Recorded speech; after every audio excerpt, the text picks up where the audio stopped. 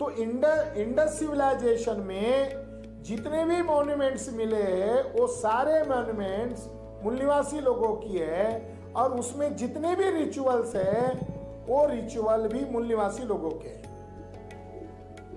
सन worship है, tree worship है, snake worship है, वाटर वर्शिप है, ये 4 वर्शिप है। ट्री वर्शिप है, एक ट्री वर्शिप है, सन वर्शिप है, वाटर वर्शिप है, स्नेक वर्शिप है। तो इंडस सिविलाइजेशन में एक योगी बैठा हुआ है, मगर योगा तो इंडस सिविलाइजेशन में मॉन्यूमेंट्स के आधार पर प्रूव कर सकते कि योगा इंडस सिविलाइजेशन का है, अवैदिक है। बुद्धा के जितने भी प्रतिमाएं मिलते हैं वो ध्यान मुद्रा में मिलते हैं, और जितने भी सिंबल मिलते हैं, स्वस्तिक, ट्री, वृक्ष पूजा, सूरज की पूजा, नाग पूजा, नदी की पूजा, ये सारे प्रतीक जो है आपको बुद्धिज्म में मिलते हैं। तो इसका मतलब ये है कि इंडस सिविलाइजेशन का ही प्रोडक्ट है 16 महाजनपदा, बुद्धा के पहले थे। और 16 महाजनपदा का इतिहास ही अखंड भारत का इतिहास है।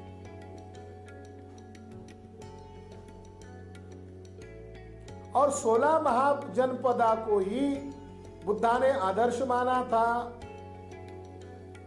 और उसमें एक गण इतना महत्वपूर्ण है वैशाली का, वज्जीगण, कि बुद्धा ने कहा कि वज्जीगण जो है इसने डेमोक्रेसी को बर्थ किया है, इसलिए भारत डेमोक्रेसी को जन्म देने वाला है। बुद्धा ने उन्हीं को आदर्श मानकर भिक्षु संघ में डेमोक्रेसी लागू किया। बुद्धा के पहले बुद्ध हुए हैं, त्रिपिटक में इसका जिक्र है, कोनागमन और अन्य बुद्ध। अशोका ने कोनागमन बुद्ध के याद में इंस्क्रिप्शन लिखा हुआ है कि बुद्ध के पूर्व की बुद्ध की परंपरा को लिखित में लाने वाला।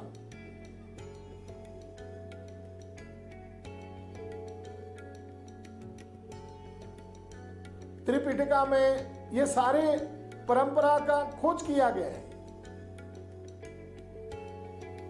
और टोरंटो यूनिवर्सिटी में प्रोफेसर लेवमैन, इन्होंने खोज किया है और सनसनीखेज खोज किया है, और उनके रिसर्च का विषय है त्रिपिटक में मूल निवासीवाद।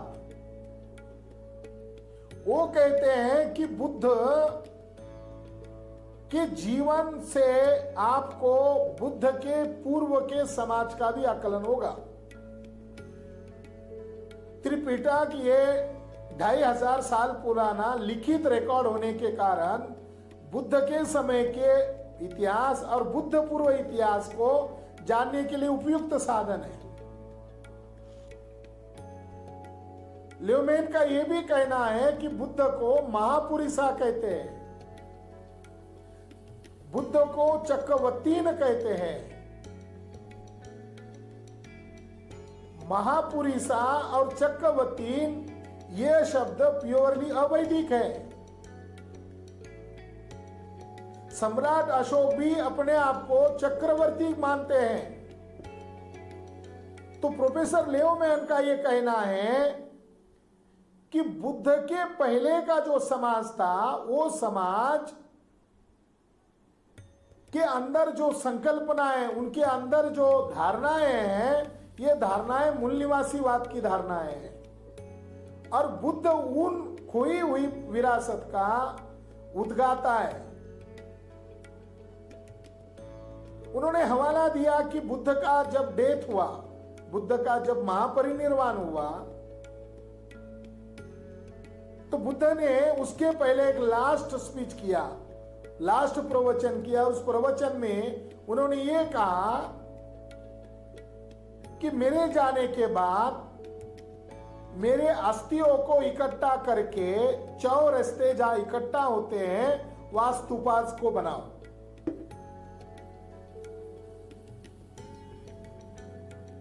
उसी को आधार बनाकर 8 स्तूप बनाए गए। उसी को आधार बनाकर 84,000 स्तूप सम्राट अशोका ने बनाए। सम्राट अशोका ने 84,000 स्तूप क्यों बनाए? क्योंकि बुद्ध ने जिंदगी भर 84,000 वचन बोले, उसकी मेमोरी में वो बनाए। मगर लेवमैन का यह कहना है कि बुद्ध का जब महापरिनिर्वाण हुआ तो बुद्ध की डेड बॉडी एक दिन में ही खत्म नहीं किया, एक दिन में ही उनका अंत्य विधि करके जलाकर वो सब समाप्त नहीं हुआ, बल्कि बुद्ध का अंत्य विधि लगभग 2 सप्ताह भर तक चलता रहा। तो लेवमैन कहते हैं कि मूल निवासी वाद के संदर्भ त्रिपिटक में मिलते हैं और बुद्ध का जो लास्ट स्पीच है उसमें खास करके मिलते हैं महापरिनिब्बाण सूत्र में। और बुद्ध का जो रिचुअल हुआ है, डेथ रिचुअल हुआ है, ये मूल निवासी परंपरा को दर्शाता है। भारत में जो लोग मरते हैं उनका डेथ रिचुअल 1 डे होता है, मगर बुद्ध का रिचुअल 2 वीक्स चला। तो वो भी कैसे हुआ? बुद्ध की डेड बॉडीज को एक पॉट में ऑयल में कैसे रखा, उसको 500 कपड़ों की परत से कैसे लपेटा गया, और बुद्ध का अंतिम विधि एक जहां किया वहां स्तूप कैसे बनाया गया, ये हमारे इतिहास के साधन है। 2006 की बात है। इटली के बड़े हिस्टोरियन विरारदी, इन्होंने इंडस सिविलाइजेशन का जो ऊंचा हिस्सा था, स्तूपा था, जिसको कनिंघम महोदय और जॉन मार्शल ने भी स्तूपा ही माना है। हम इस कड़ी को जोड़ रहे हैं जो ब्राह्मणवादी इतिहासकारों ने दबा के रखा हुआ है। बुद्धा का क्या कनेक्शन है इंडस के साथ,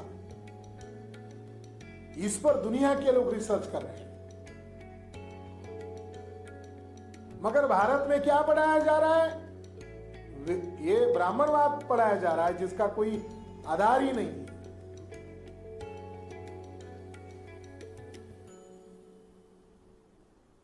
अब तक हिस्टोरियन ये मान रहे थे कि जो इंडस वैली, हड़प्पा, मोहनजोदड़ो जो साइट है, वहां पर जो माउंट मिला है, जो स्तूपा मिला है, वो उसको कनिष्क पीरियड से मान रहे थे, क्योंकि वहां के जो कॉइन कनिष्क पीरियड के मिले थे। मगर विरारदी महोदय की हिस्टोरियन है, विश्वमान्य हिस्टोरियन है, एक विश्वमान्य आर्कोलॉजिस्ट है, उन्होंने वहां जाकर उत्खनन किया और उत्खनन करके वहां के ईंटों का, वहां की सामग्री का कार्बन डेटिंग किया। तो उनका यह कहना है 2100 बीसी का स्तूपाज है, उनका यह कहना है।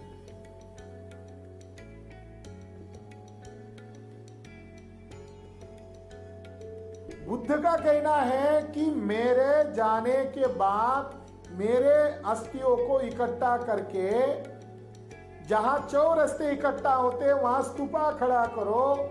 ये महान चक्रवर्ती राजा की निशानी है, महापुरुषों की निशानी है। यानी बुद्ध पैदा हुए तब बुद्ध को महापुरुष के तौर पर चिन्हित किया गया था, और बुद्ध का जब महापरिनिर्वाण का समय आया तो बुद्ध ने वहां पर भी कहा कि महापुरुषों के मेमोरीज में स्तूपास बनाए जाते हैं।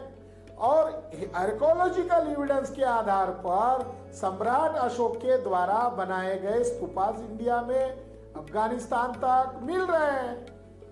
ये अखंड भारत की निशानी है। बुद्ध के द्वारा ये कहना कि स्तूपास बनाओ, अशोका के द्वारा उस स्तूपास का निर्माण करना और उसके एविडेंस मिलना ही अखंड भारत के होने का एविडेंस है।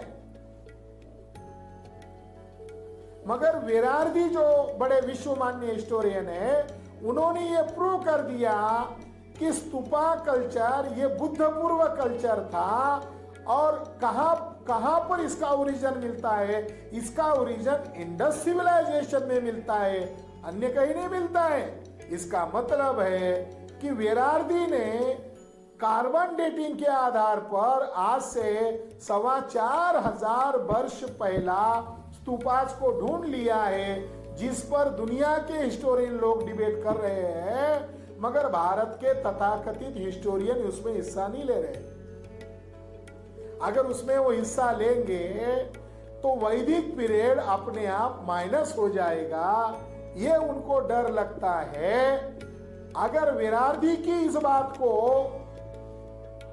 मान्य किया जाता है तो इतिहास दुनिया के स्तर पर शुद्ध हो जाएगा और फर्स्ट फेज निकलेगा इंडस सिविलाइजेशन, सेकंड फेज निकलेगा 16 महाजनपद एंड बुद्धा, उसके बाद निकलेगा मौर्य।